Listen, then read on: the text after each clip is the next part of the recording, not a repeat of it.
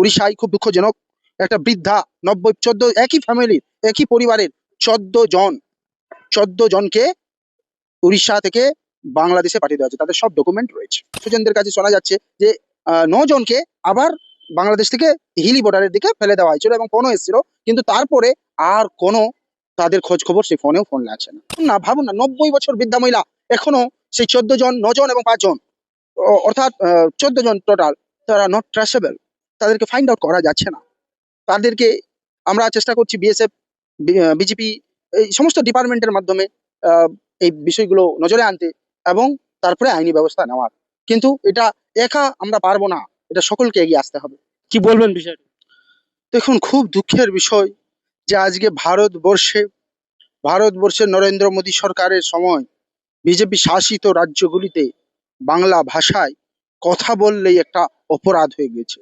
সেই ভাষায়, যে ভাষা কাজী নজরুল ইসলামের ভাষা, যেই ভাষা রবীন্দ্রনাথ ঠাকুরের ভাষা, যে ভাষা নেতাজি সুভাষচন্দ্র বসুর ভাষা, যে ভাষার মানুষেরা ভারতবর্ষকে নোবেল দিয়েছে, কিন্তু দুঃখের বিষয় সেই ভাষার মানুষদের সেই ভাষাতে কথা বললে এবং সাথে যদি মুসলিম ধর্মীয় পরিচয় মুসলিম হয় আর সাথে যদি বাঙালি হয় তো ডবল খেলা হয়ে যায়।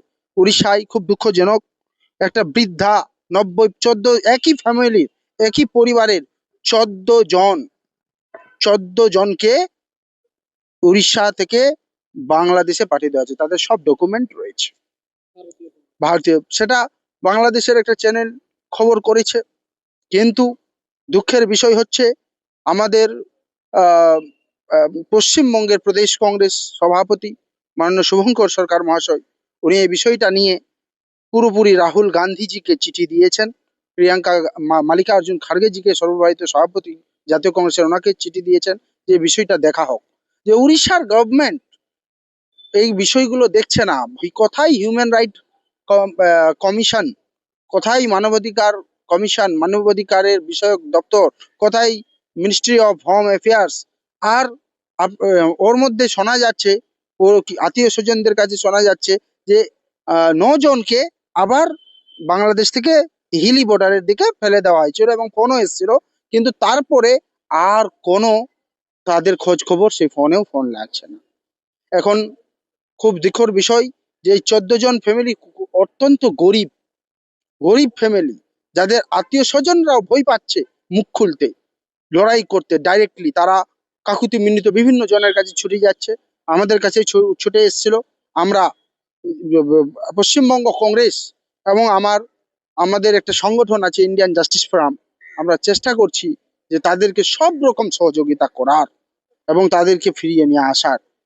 তাদের নামগুলো আমি আপনাকে একটু যদি বলে দিই, 14 জন মানে যারা আছে, এইটা একটা নিউজ বলে আছে, তারাও এটাকে রিপোর্ট করেছে, খবর করেছে, এবং দ্য মিরর বলে বেঙ্গলি একটা পোর্টাল, তারাও এটা খবর করেছে, এবং বহু সাংবাদিকরা এটাকে নিয়ে এখন চেষ্টা করছে বিষয়টাকে তুলে ধরার।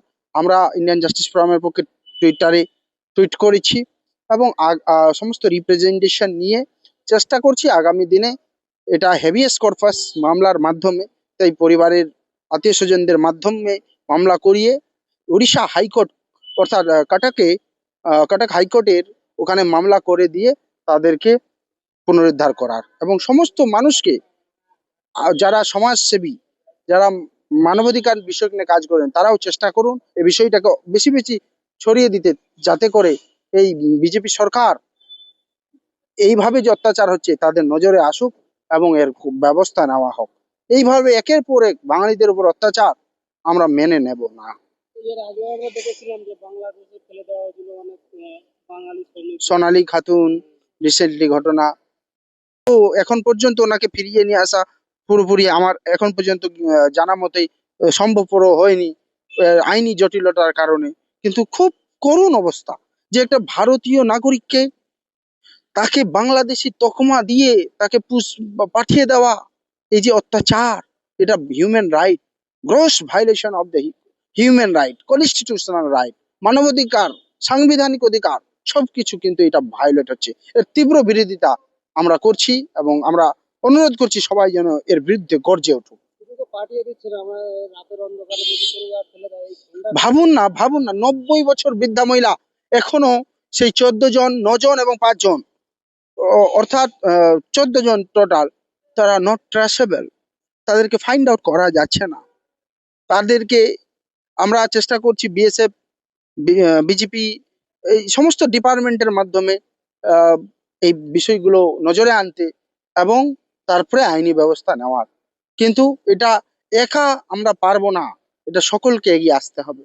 এই একের পর এক, শুধু এই 14 জন বলে নয়, আরো কত হচ্ছে। তো এই এদেরকে কে সাহায্য করবে? এদের অসহায় একেবারে। তাদের মানে দূর সম্পর্কের আত্মীয় আছে, কাছের আত্মীয়রাও নেই, মানে কেউ সাহসও পাচ্ছে না যে মামলা করবে। তারা কাঁদছে, ফোন করছে, চেষ্টা করছে, কিন্তু তাদের সঙ্গ দেওয়ার মতন কেউ নেই। কোনো সরকারের পক্ষের লোকরা তাদের সঙ্গ দিচ্ছে না। আমি আমি ধন্যবাদ জানাই যে আমাদের প্রদেশ কংগ্রেস সভাপতি শুভঙ্কর সরকার মহাশয়, উনি উদ্যোগ নিয়েছেন এবং এই বিষয় নিয়ে উনি কাজ করার চেষ্টা করছেন, এবং আমাকে এবং আমাদের আরো টিম, আশুতোষ চ্যাটার্জি দাদা এবং এনাদেরকে গুরু দায়িত্ব দিয়েছেন। আমরা এটাকে চেষ্টা করছি যে কিভাবে এটাকে সলিউশনে নিয়ে আসা যাক, এবং ইন্ডিয়ান জাস্টিস ফোরামের পুরো টিম তারা চেষ্টা করছে।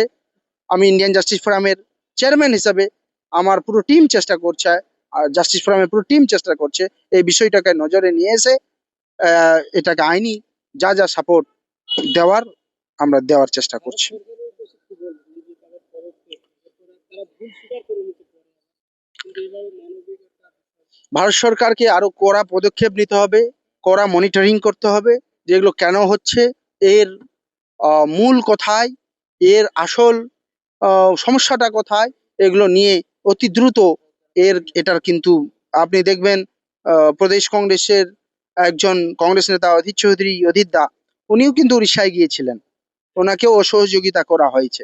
তো মানে এটা ভারত সরকারকে দেখতে হবে, উড়িষ্যা সরকারকে ওটা দেখতে হবে, এবং ভারত সরকারের যদি আমরা করজোর করবো, কমপক্ষে মানুষের জীবন নিয়ে খেলা করবেন না।